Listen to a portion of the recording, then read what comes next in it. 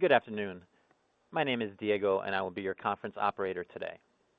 I would like to welcome everyone to Starbucks' second quarter fiscal year 2025 conference call. All lines have been placed on mute to prevent any background noise. After the speaker's remarks, there will be a question and answer session. If you would like to ask a question, simply press star, then the number one on your telephone keypad. If you would like to withdraw your question, press star, then the number two on your telephone keypad. I will now turn the call over to Tiffany Willis, Senior Vice President of Investor Relations. Ms. Willis, you may now begin your conference. Good afternoon, and thank you for joining us today to discuss Starbucks' second quarter fiscal year 2025 results. Today's discussion will be led by Brian Niccol, Chairman and Chief Executive Officer, and Cathy Smith, Executive Vice President and Chief Financial Officer. This conference call will include forward-looking statements, which are subject to various risks and uncertainties that could cause our actual results to differ from these statements. Any such statements should be considered in conjunction with cautionary statements in our earnings release and risk factors discussed in our filings with the SEC, including our latest annual report on Form 10-K and quarterly report on Form 10-Q. Starbucks assumes no obligation to update any of these forward-looking statements or information. GAAP results in the second quarter fiscal year 2025 include restructuring charges that are excluded from our non-GAAP results.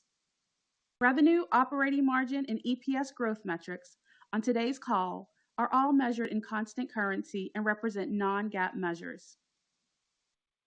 Please refer to our earnings release and our website at investor.starbucks.com to find reconciliations of these non-GAAP measures to the corresponding GAAP measures.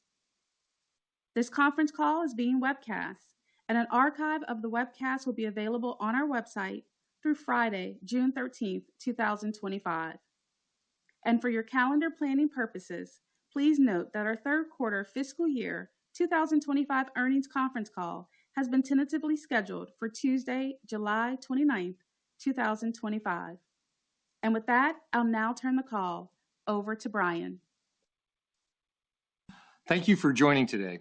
7 months ago, we began work on our Back to Starbucks strategy. Since then, we've learned a lot, and we've moved quickly amid changing market dynamics to reset our business and our team to focus on the customer and our green apron partners who serve them. Learnings to date tell me a few things. First, we now have the right leaders in place to lead a customer-driven culture and to drive our turnaround. Second, my optimism has turned into confidence that our Back to Starbucks plan is the right strategy to turn the business around and to unlock opportunities ahead. We're relentlessly focused on the customer, and we're continuing to invest in a green apron service model that enables throughput and connection with our customers.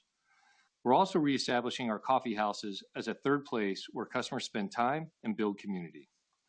Third, we're not just building back our business, we're building back a better business. I know from experience that when you focus relentlessly on the customer, you take care of your people, improve your operations, and carefully manage costs, the financial results will follow. We're already seeing tangible progress and positive signs from the work we are doing to test, learn, and then quickly scale. Our goal is that every transaction is higher quality and more profitable. Current market dynamics have given us even more focus and conviction to get back to Starbucks. We don't know what the state of the consumer will be in the months to come, but I'm confident we're building a globally resilient business rooted in the strength of our brand, focused on the customer, and enabled by world-class partners at the local level that can succeed in any economic environment. Our turnaround is on track, and I see more opportunity than I imagined. Turning to performance for the quarter, total company revenue was $8.8 billion, with a global net new store growth of 213 coffee houses, a global comparable store sales decline of 1%, a global operating margin of 8.2%, and overall earnings per share of 41 cents. These results are far below our capability, but I believe they will be temporary because there is so much opportunity in front of us. I also believe there are better measures than EPS right now to track the progress we're making to turn around the business. We have started to make disciplined investments across the 4 pillars of our Back to Starbucks plan: in partners, coffee houses, the customer experience, and our marketing and menu. We're also focused on managing costs and improving our financial fundamentals so that as growth returns, we capture more of every dollar spent in our coffee houses. We're already starting to see early indicators of recovery in our North America business. Partner engagement is up, turnover has dropped to under 50%, which is a new recorded low. Transaction declines are slowing across every day part. Quality transactions are driving more of our sales, and the customer experience continues to improve. And finally, our Canadian business has returned to positive comps with positive transaction growth. Let me walk you through why I'm more confident than ever in our Back to Starbucks plan and the work we're doing. Number one, our success starts and ends with our customers and our Green Apron partners. Over the past quarter, I've spent a lot of time in our coffee houses, meeting with partners and listening to customers. You can feel the excitement. Our Back to Starbucks plan is the change our partners have been looking for. They're bought in, and they're leading a green wave of hospitality. We've put the focus back on our customers, and we've centered our work on supporting our Green Apron partners so they can deliver an exceptional customer experience. It's the right thing to do for our partners, our customers, and the business. During the quarter, we launched an update to Shift Marketplace that lets partners pick up and trade shifts within their district. It's increased the pool of partners to fill last-minute shift changes by 10 times and has resulted in record-high shift completion, with 500,000 more shifts filled year over year. This translates into more moments of connection with our customers, higher transaction capture, and a better experience for our partners. As a result, turnover is the lowest on record and tenure is on the rise, resulting in more capable, proficient partners. And to help our leaders develop and take ownership of the experiences they create in their coffee houses, we're getting North America store managers together for a leadership conference this June. Number two, we are the community coffee house. We've moved quickly over the past several months to make small but impactful improvements to the coffee house experience. We're creating moments of connection with handwritten notes on cups, and we're making it more enticing to stay in our cafes with ceramic mugs, an expanded free refill policy, and the return of great seats. As a result, we've seen more customers choose to sit and stay in our cafes, and we continue to receive overwhelmingly positive feedback from customers, demonstrating that small details and hospitality drive satisfaction. The third place is our heritage. It's needed more than ever, and we're reclaiming it. That's why we're evolving our coffeehouse design standards to provide customers a welcoming space to connect and build community. We'll begin to bring reworked coffeehouses online soon, and we think they will truly deliver an exceptional experience. The uplifts feel premium, but keep renovation costs down and minimize closure days. They're warm and invite customers in. They create a sense of craft, and they have great seats for different occasions. Expect to see these uplifts begin to open in New York City and Southern California in the months ahead. While we still see long-term potential to double our overall U.S. footprint, we have to improve the health of our portfolio. As a first step, we're taking a critical look at our current portfolio to ensure every coffee house we operate provides a great customer experience.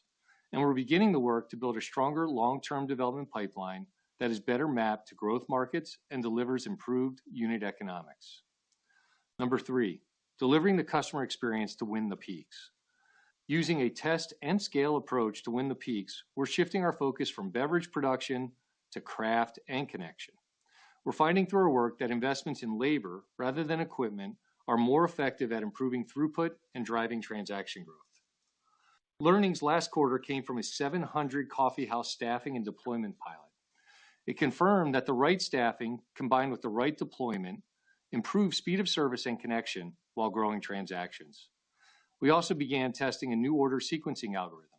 It proved effective in reducing in-cafe and drive-through service times without impacting the mobile order experience. In test locations, average cafe wait times dropped by an average of 2 minutes, bringing 75% of cafe order wait times under 4 minutes at peak.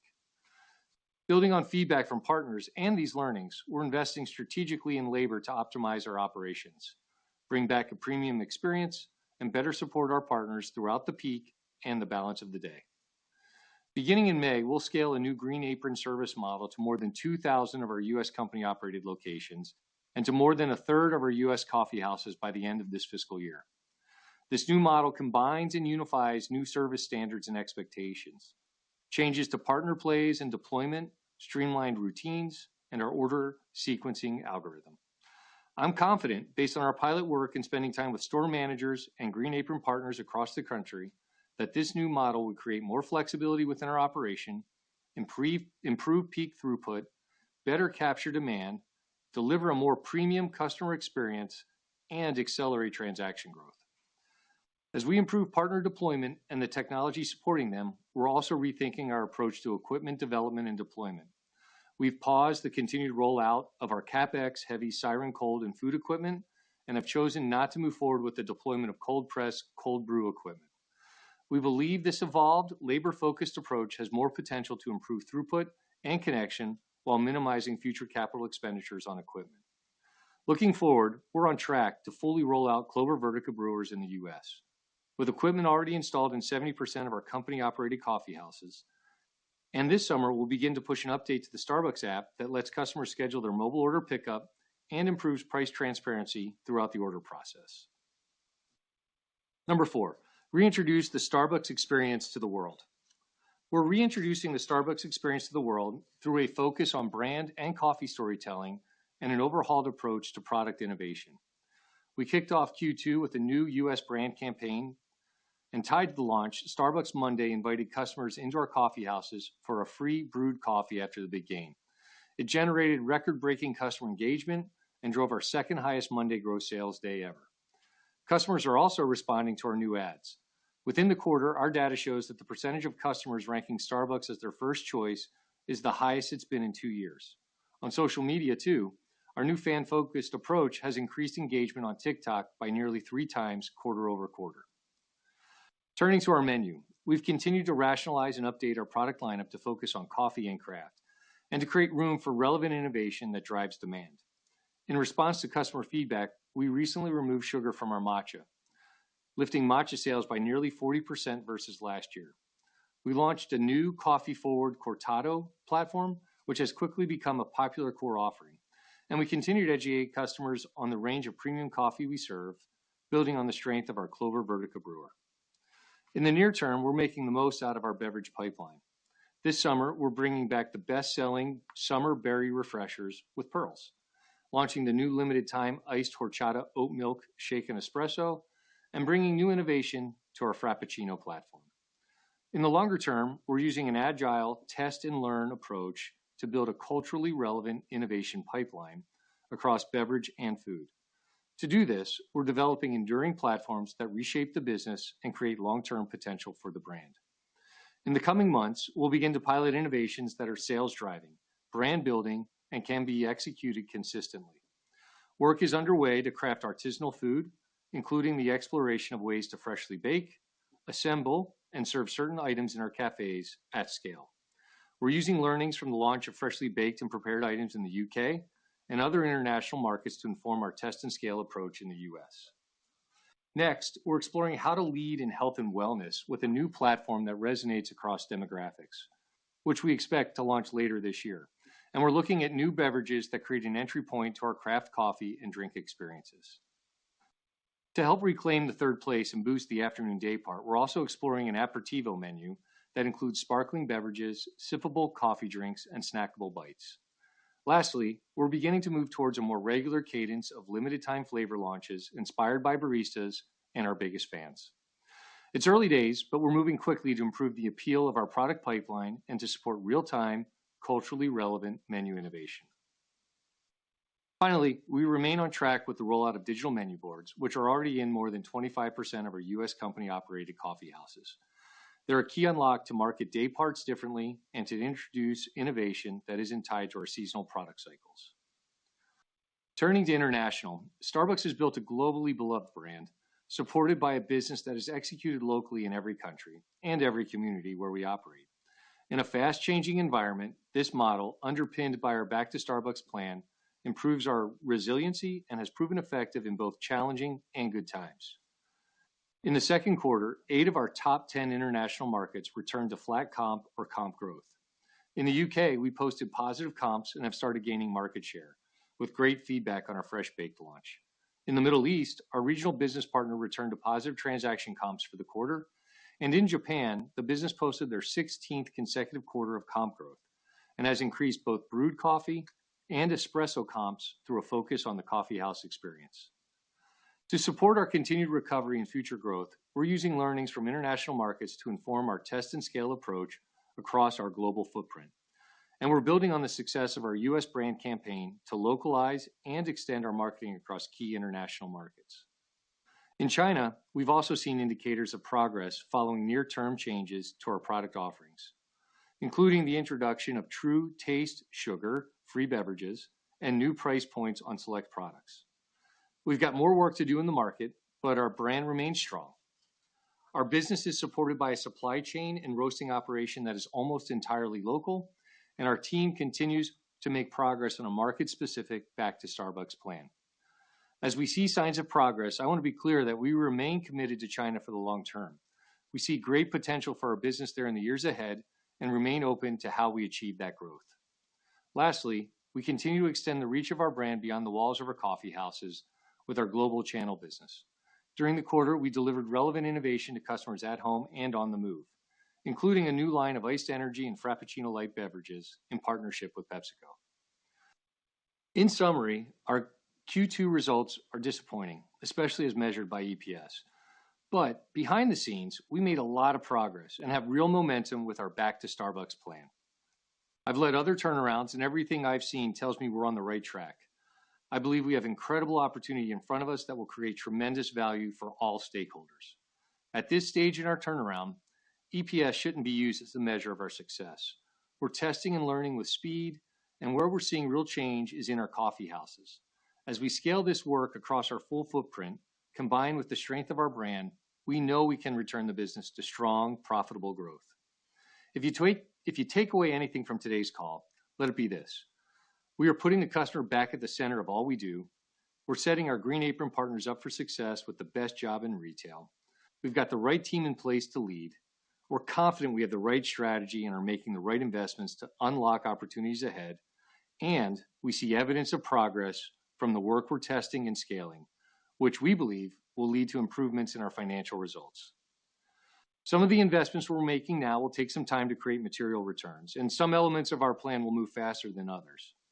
As we continue to build and invest in our Back to Starbucks plan, we'll keep looking for material offsets, learning from our customers and partners, and adjusting our tactics to return the business to growth. There is important work ahead, and I look forward to bringing you along. With that, I'd like to introduce and welcome Cathy Smith, our new Chief Financial Officer, to share some detail on our results for the quarter. Thank you, Brian, and good afternoon, everyone. I have been a huge Starbucks fan for many years and am super excited to be here. Starbucks has been my third place for countless meetings and interviews, and a landing spot when I had time to reflect. Somewhere I could go and know I'd find a welcoming barista, delicious beverages, and a warm coffeehouse experience. In my short time in this role, it is clear there are substantial opportunities for growth and value creation. Like Brian, I am confident the 4 pillars of the Back to Starbucks strategy are right. I have seen this pattern before.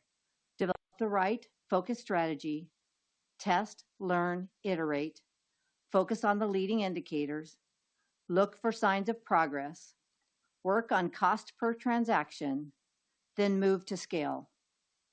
The desired financial results will take a while, but I have started to see the leading indicators and early evidence that precede all turnarounds.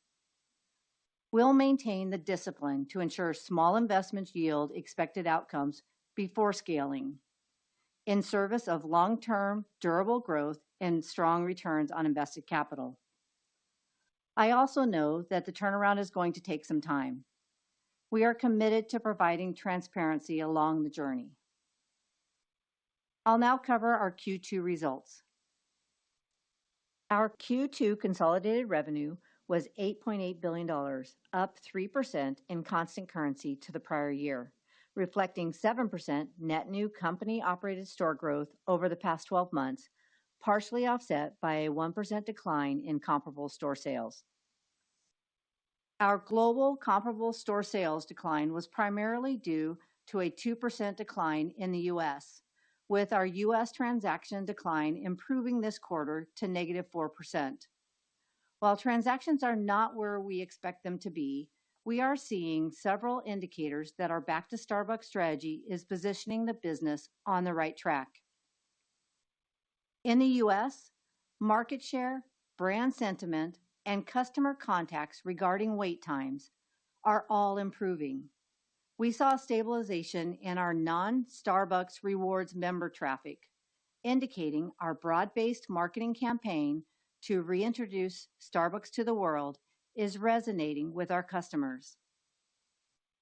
Additionally, transaction recovery in our comparable stores was strongest in our morning day part, and we saw improvement quarter over quarter as we have invested in staffing and deployment, demonstrating that the deliver the customer experience to win the peaks pillar of our Back to Starbucks strategy is effective.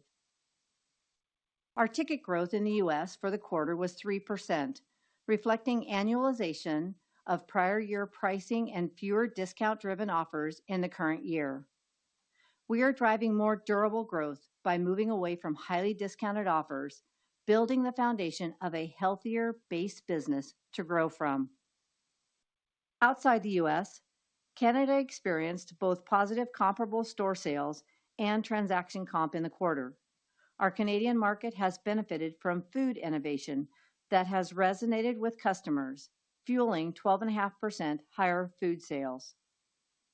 Shifting to China, China's comparable store sales were flat for the quarter, with positive transactions and expanding margins, driven by their focus on delivering great product innovation and improving value perception.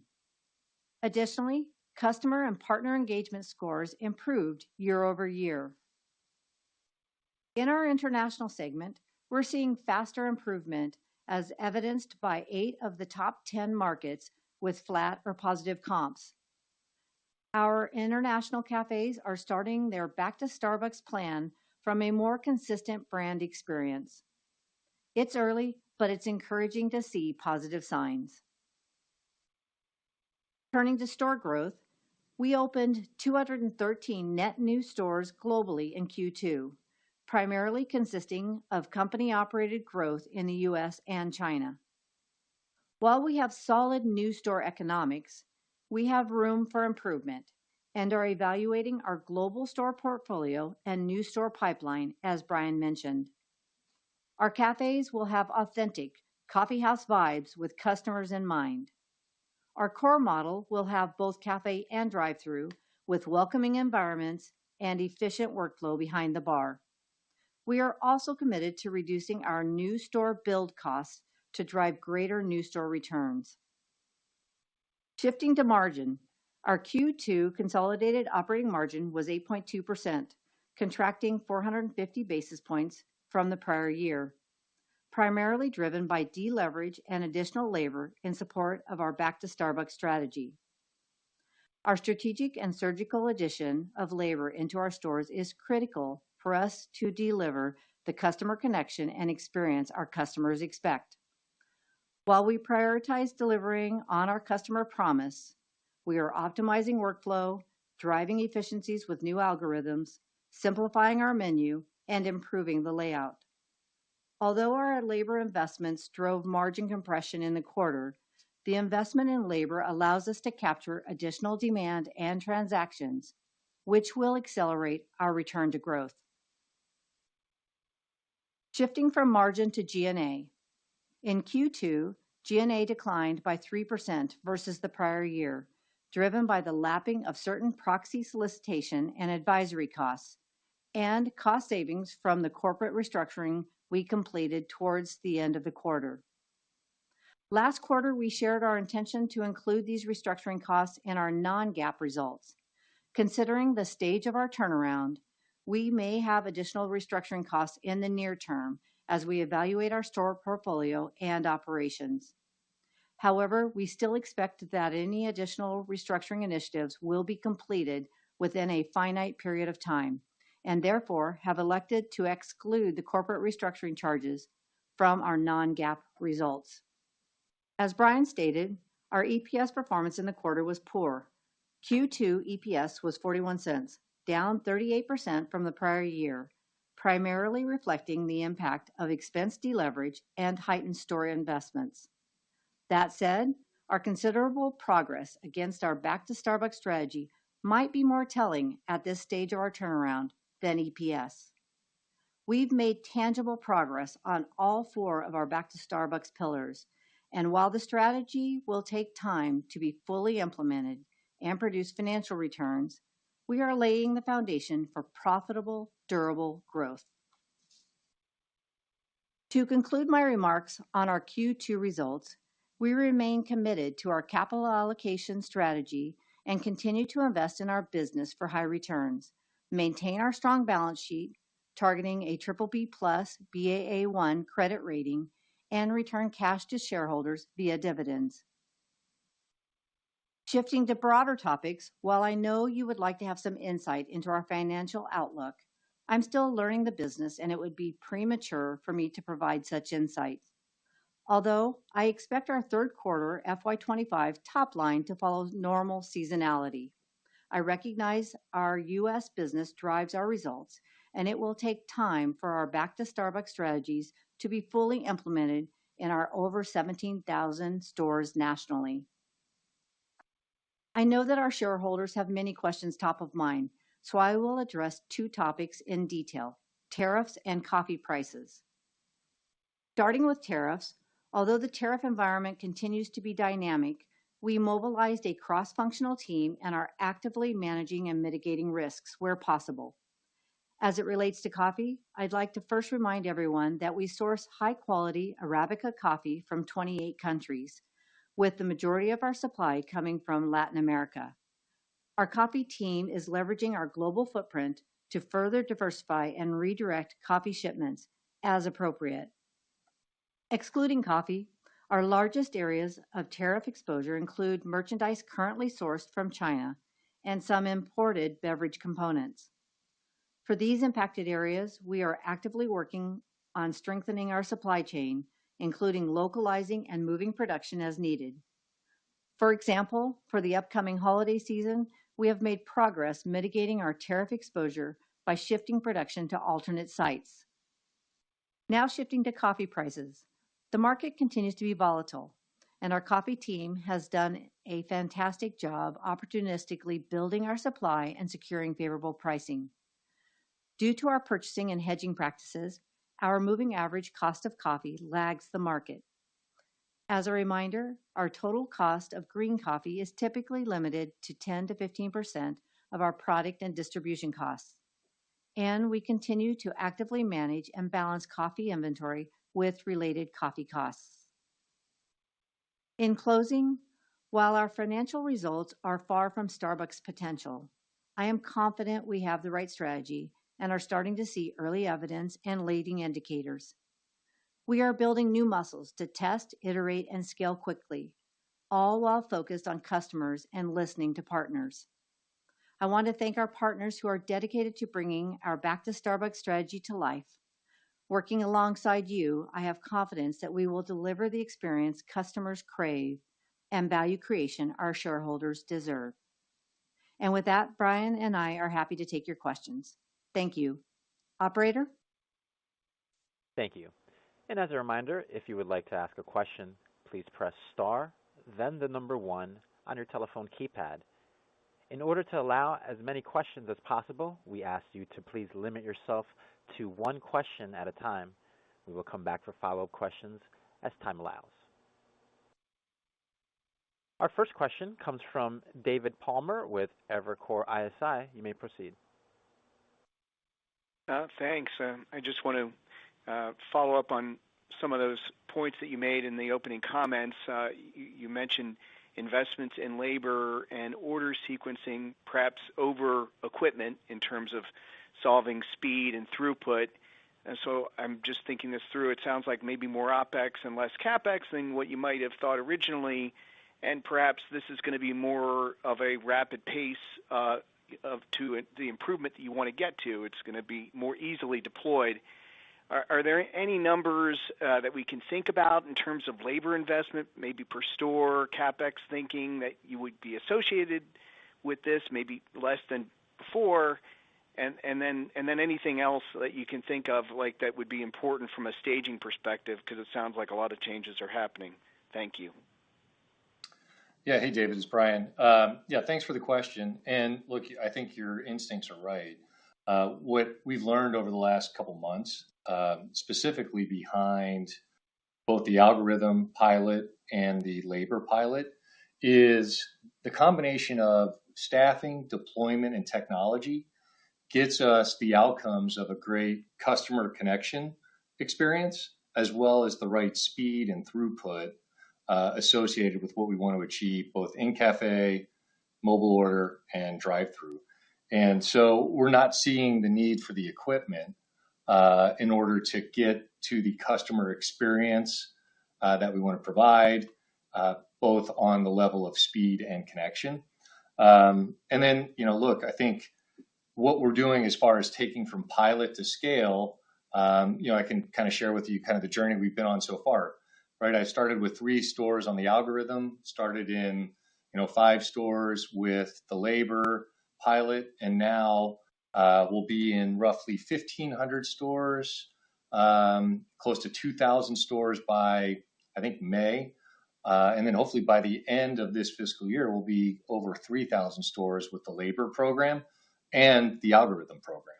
And so, this just allows us to get to, I think, the service experience that we want to provide across, the stores at a pace that we think makes sense, so that we train, we staff, meaning we hire, and then we're able to deploy correctly and then put in the technology behind it.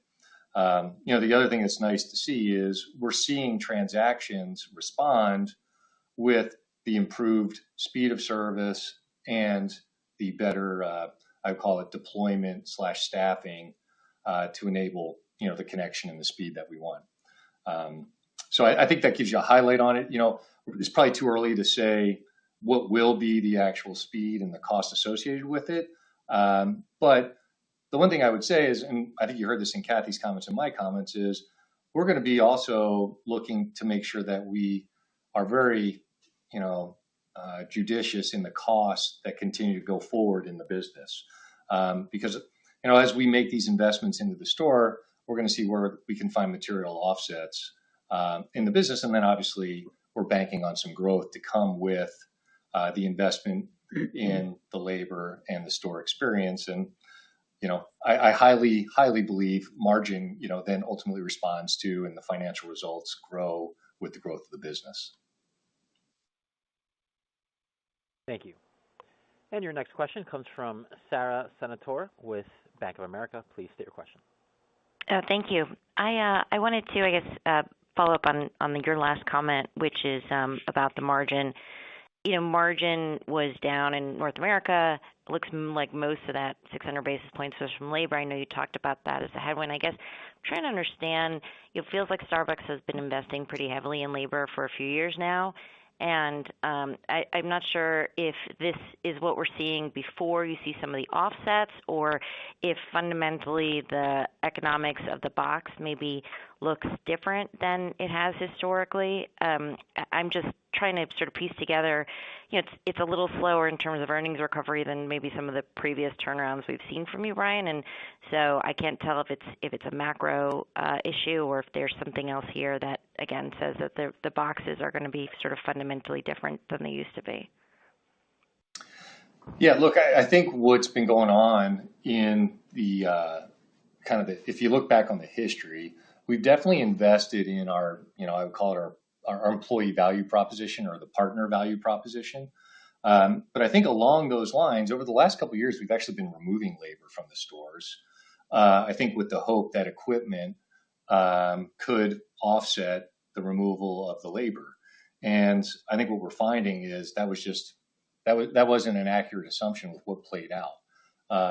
And unfortunately, at the same time, price was being taken up for a myriad of reasons, right? There was an inflationary environment, so on and so forth. So I think where we find ourselves right now is, what we're discovering is the equipment doesn't solve the customer experience that we need to provide, but rather staffing the stores and deploying with this technology behind it does. And then what we're already starting to see is an impact on that transaction and the number of transactions that are incremental. And, I think the combination of coming over top with marketing as well to talk about the experience of the Starbucks coffee company combined with the in-store experience as it relates to technology and staffing.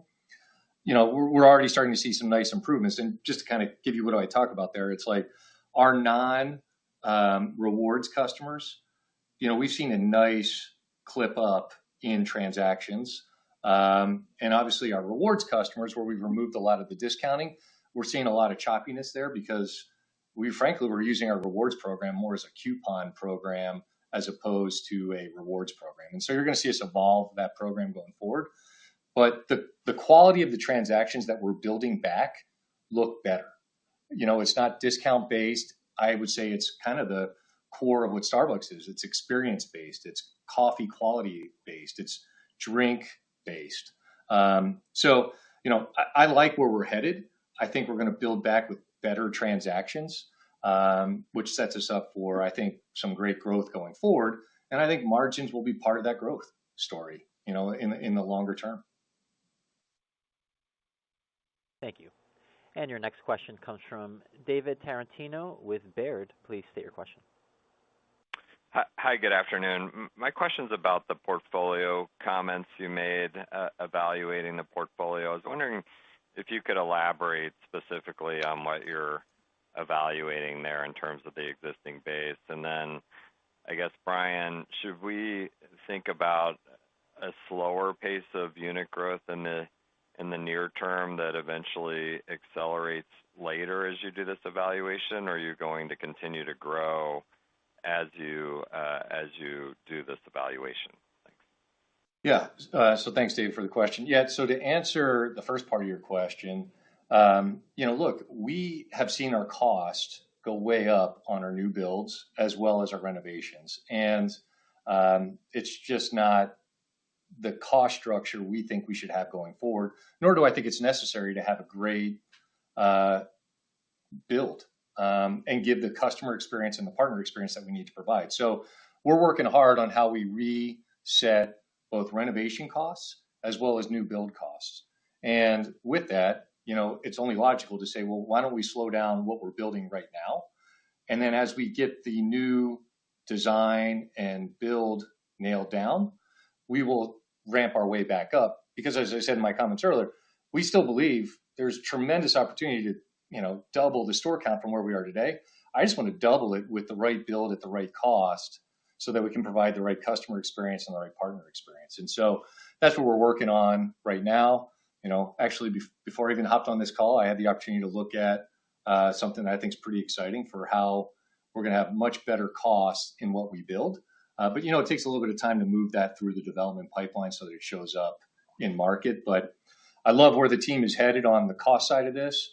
I also love where the team is headed on the design side of this. And then when you layer that in with, I think, a great third place, the right labor, staffing, deployment, and some technology behind it to enable, the speed and throughput that we want, I have high confidence that we can double the store count, as I've mentioned before.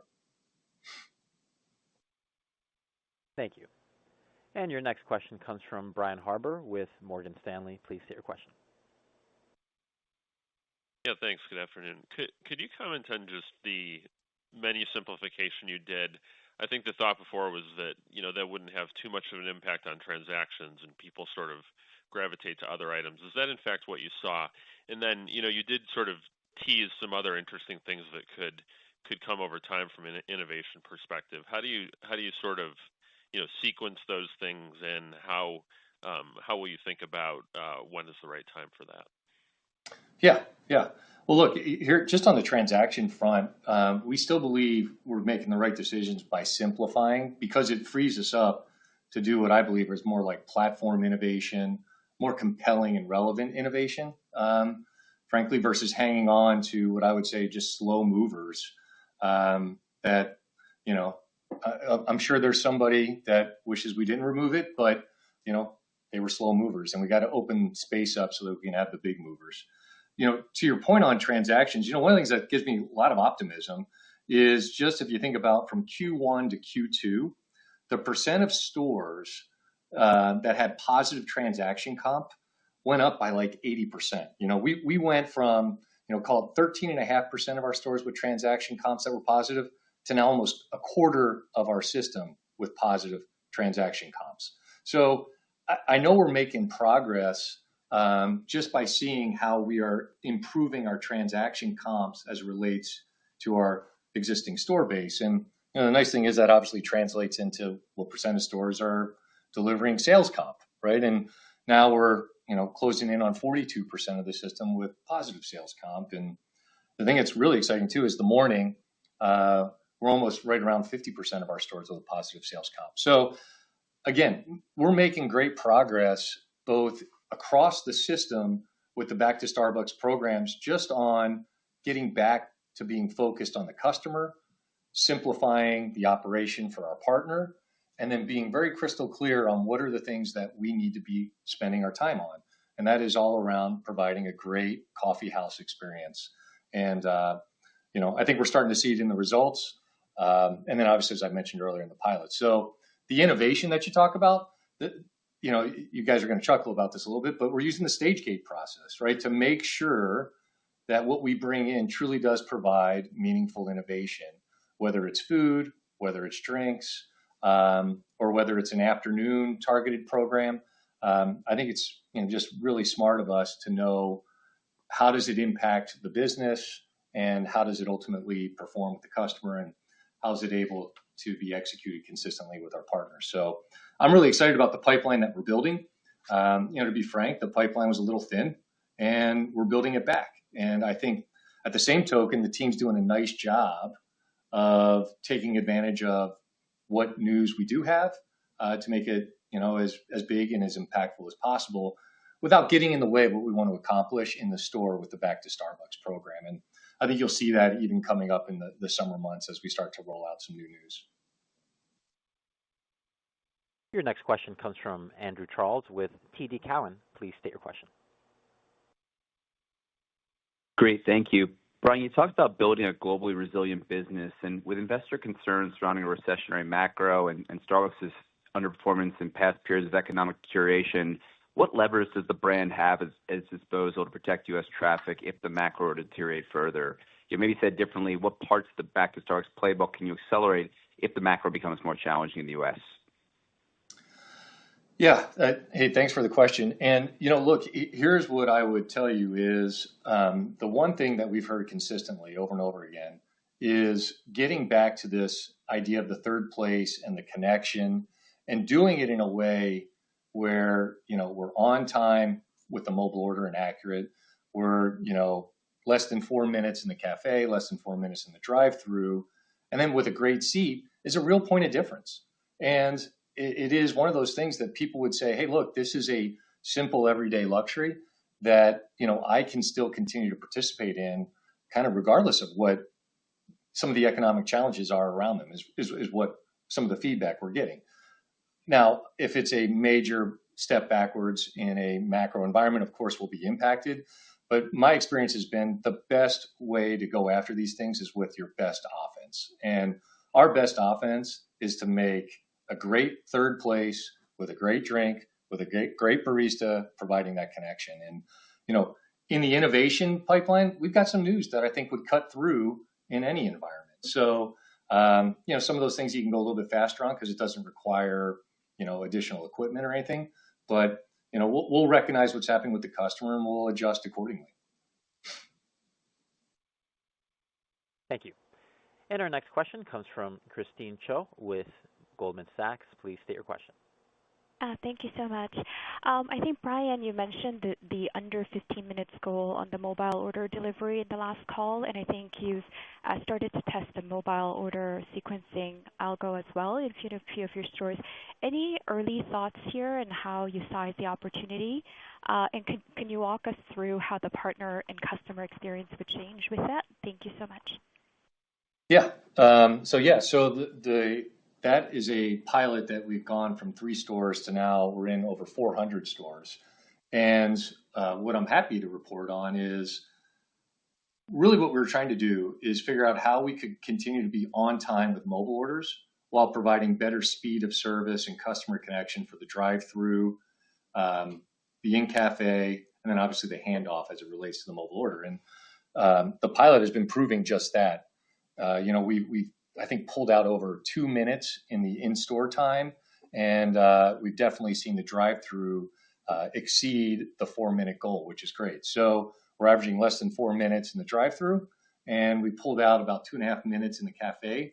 And we've got about 75% of the stores that are in the pilot now achieving what I would call the 4-4-12 metrics, without having anybody be dissatisfied with the time of their mobile order experience. So all really good stuff happening for the customer. As it relates to the partner, the good news is a lot of this just happens behind the scenes for the partner. Because what happens is behind the scenes, the technology is figuring out how to route which order to the store and to the certain station, so that when they pull out the ticket, it has already done the work so that they're pulling the ticket is the right drink for them to make, so that they will be successful hitting those speed times, and then enables the partner to have the time to have the connection with our customers as well. And like one of the things that really is fun to see in these stores is it's just a lot calmer.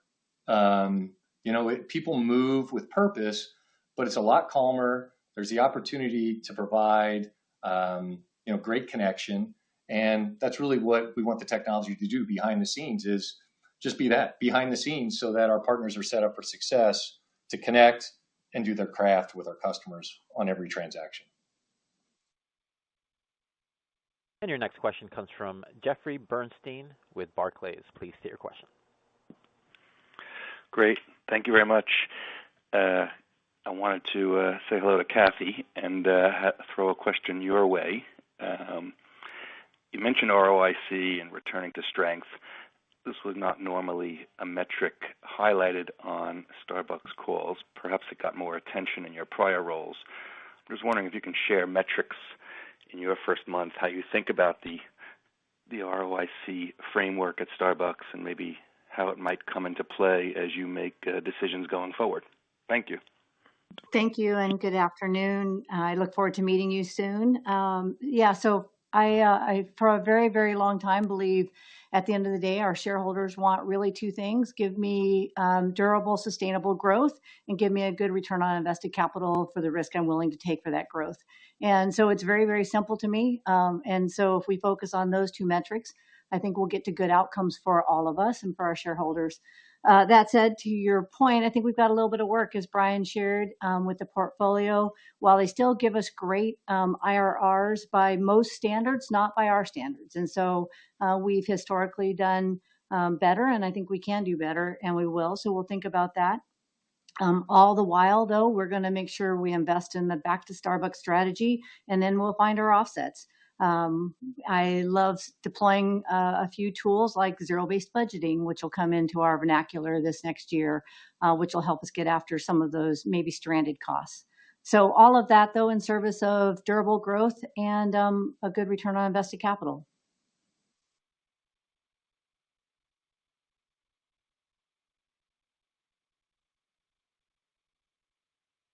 Thank you. And your next question comes from Jon Tower with Citi. Please state your question.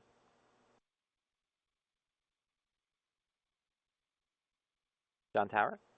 Sorry about that. I got to figure out how to use the mute button. Thanks for taking the question.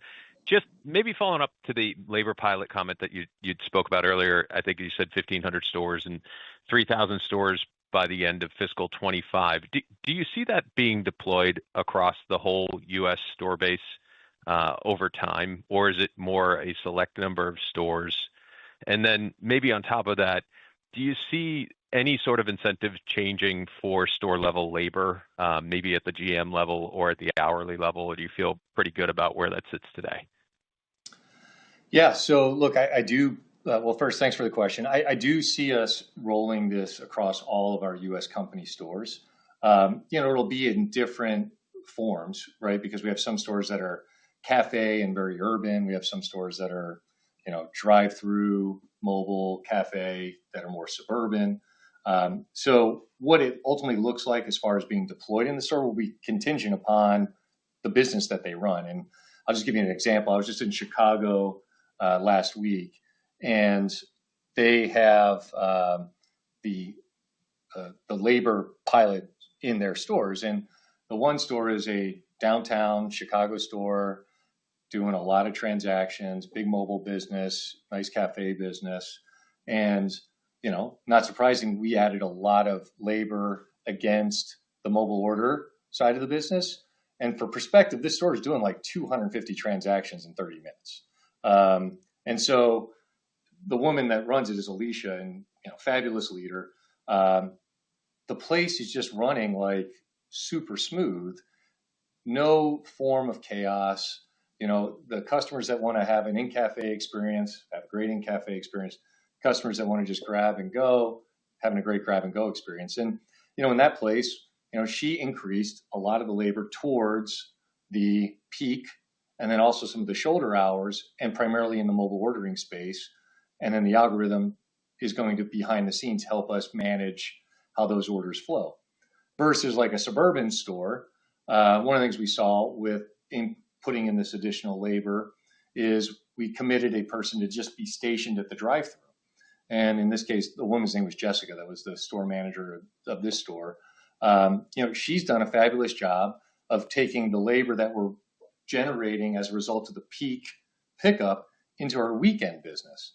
And so I just give this as examples of we're going to need to move both the labor and the deployment to match what the business actually flow looks like. And what's great to see is in both of those scenarios, which are two very different stores, you're seeing transaction growth. You're seeing a team that's highly engaged, highly energized. I think moving with simplicity, moving with connection, and then also just moving to our customer, which is really exciting. And so, the plan is we will be moving this green apron service model across all our stores in the U.S., and it'll be a rollout that's very focused. And, we'll make sure that our managers and our district managers and, the whole leadership is dialed into what we are after with this green apron service model. And, the early signs are very promising. Thank you. And your next question comes from John Ivankoe with J.P. Morgan. Please state your question. Hi, thank you. The question is on the drive-through, and really in the context of the siren station, particularly around the ice machine and food warming cabinets. At least from my understanding, were really geared, at least partially, to significantly improving speed of service, at the drive-through, especially where you had a very high blended mix or you had a high food mix. So, really I'm going to go, two parts with this question is, do you think those components of siren might make sense in the future, or are you just suspending them for now? And the second part of the question, and you've alluded to afternoon a couple of times, does it make sense for Starbucks to actually split its menu to some extent of products that are available in the morning and other products that maybe are a little bit more time intensive or customized that would only be available in the afternoon? Thank you. Yeah. So to answer your first question, obviously there are some stores, to your point, that would warrant putting in the siren system when they've got a very high mix of drive-through and a very high level of transactions. So it's not that we're not going to ever use the siren system. It's just not something that we need to be rolling out across all 10,000 stores.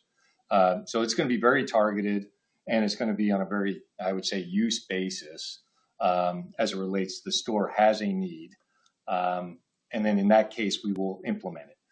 But for the bulk of our stores, the majority of our stores, it's just not the necessary solution. We have plenty of capacity if we deploy, use the technology, and execute with excellence the way I know we can. To your other question about how you think about the menu, look, that's kind of what I'm alluding to is when we do things like an aperitivo menu, right? That would be available in the afternoon from like say 2 to 5. We definitely want to reinforce the artisanal, the craft aspect that we provide for when people want to have that little snack or that little pick-me-up drink in the afternoon. And it gives us some flexibility to do some different things in the afternoon that maybe we wouldn't be able to do in the morning. So digital menu boards will help enable that, the way we can market it. And then frankly, just being clear in how we market the actual menu and what the experience is will help with that. So, we want to take advantage of what our capabilities are, and the fact that we're open from 5, 6 in the morning until 7, 8, 9 o'clock at night. And we got to be smart about delivering on beverages and food for the occasions that move throughout the day. And your next question comes from Chris O'Cull with Stifel. Please state your question. Thanks. Brian, on the last call, you mentioned several near-term changes that could be implemented in China to stabilize the business. They appear to be working, but can you describe some of those changes and whether you believe they have stabilized the transaction declines? Yeah, thanks for the question on China. Molly and the team have done a really nice job of, getting after some key things that we need to do to be more competitive in the market. And, they've started to implement, I think, some very relevant marketing. They've also brought forward some very relevant product innovation, both in flavors and now most recently in this sugar and flavor separation program, and then also the dumpling program that they have. So, they've already started the process of figuring out products at certain prices combined with, I think, very relevant innovation and some additional marketing that's connecting in a very culturally relevant way. And the good news is Molly and the team are just getting started. So a lot of their ideas still are yet to roll out, but the things that they've rolled out most recently have definitely made a very nice impact. The flat comp with 4 points of transaction growth is really nice to see. And I think the team's going to build on the momentum that we're starting to create in the China market.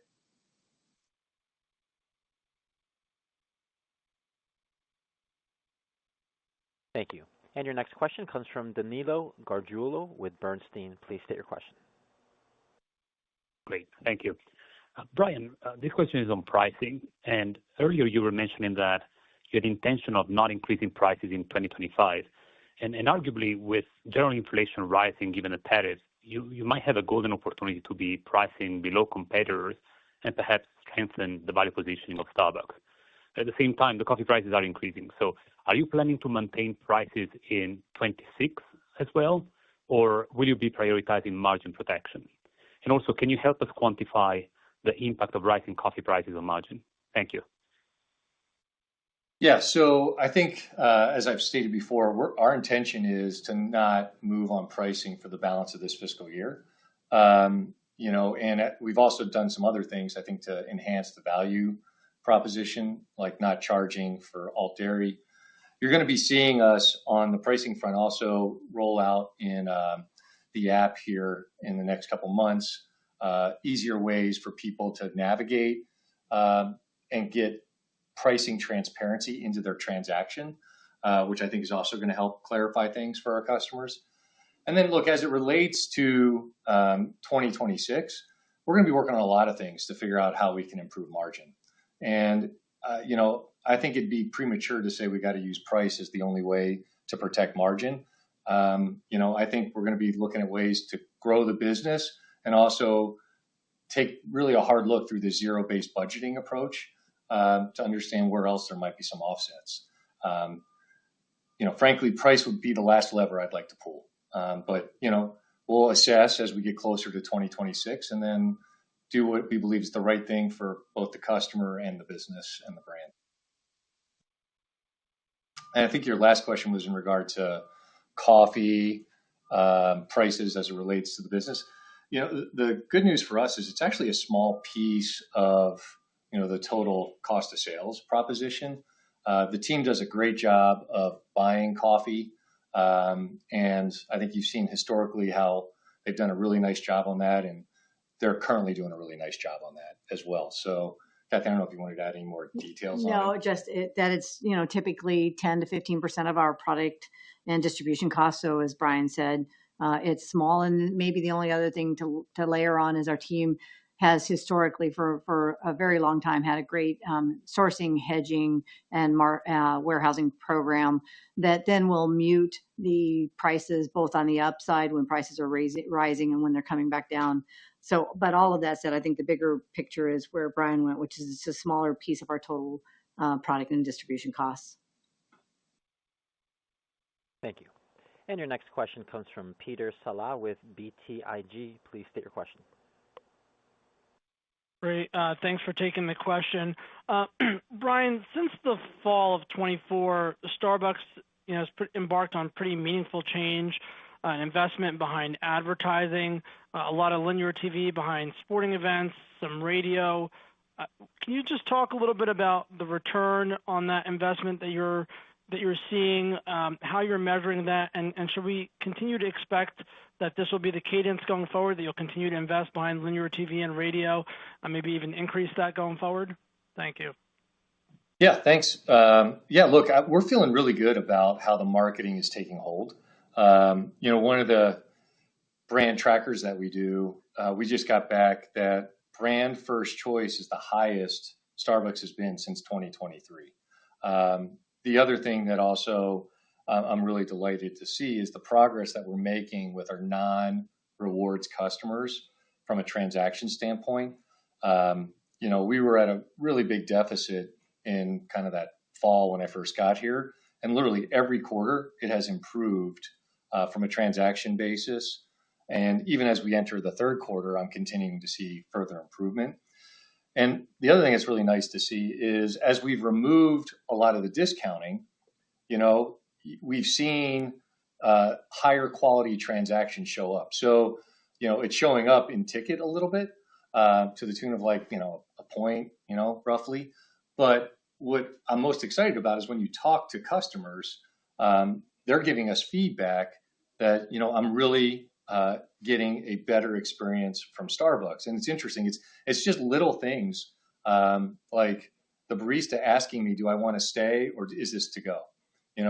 Writing the little note on the cup, having that connection at handoff, having the condiment bar back. So I think bringing these things to life in advertising and then having it be reinforced when you're in store is one of those cycles that just build on it. And, look, I think Tressie and the team are doing a great job. And I would say it's beyond just the linear TV. It's the social, it's the digital, it's all the different aspects of how we communicate with customers. And, I think we're going to continue to just get better from here as it relates to the marketing side of the business. Thank you. And that was our last question. I will now turn the call over to Brian Niccol for closing remarks. All right. Well, thank you for your time and all the questions. Obviously, I'd be remiss if I don't first just mention the hard fact in front of us, which is our Q2 2025 financial results were disappointing. But I think the thing I want you to know is behind the scenes, we really are showing a lot of signs of progress. And I think, as I've said before, our turnaround is going to take a little bit of time. And we've got much more work to do as we build back a better business. I can't emphasize enough, it's not just about building back the business, it's about building back a better business. But I'm more confident, frankly, than ever about the opportunities ahead of us. And frankly, I think there's more opportunity than I even imagined when I first came into the job. So, I've learned a lot over the last 7 months. We've got a great team that is in place, that is committed to winning with customers and doing it in a way where we set our partners up for success. I think I've said this before, is I've led turnarounds like this before, and I really do have a lot of confidence as we continue to scale the work underway and we manage costs smartly. Our Starbucks transformation that we're going to lead, I think it's going to be both impactful and enduring. And our aim is just that. We want to build a Starbucks with a clear mission and purpose. We need to be loved for its coffee, its warm and welcoming coffee houses, our talented Green Apron partners, and the community that we build. And we're focused, I can't emphasize enough, we're focused on moving quickly, but we're also focused on executing with excellence so that we can deliver on all these commitments. So, look, in doing so, I'm confident we're going to stabilize the business. I think we're starting to show that right now in our results. And then we're going to build resilience so that we, frankly, create economic opportunity for both our partners. And then obviously we want to provide an exceptional experience for our customers. And then we want to clearly generate terrific long-term returns for our shareholders. So lastly, I just want to say thank you to our partners for supporting the changes that we're making and for the feedback that they continue to provide. I can't emphasize enough how much they are the leading edge of our comeback. And I hope that all of our partners are really proud of the work that we're doing, and they're proud to continue to wear the Green Apron. So with that, have a great afternoon, and I'm sure we'll be in touch. Take care. This concludes Starbucks' second quarter fiscal year 2025 conference call.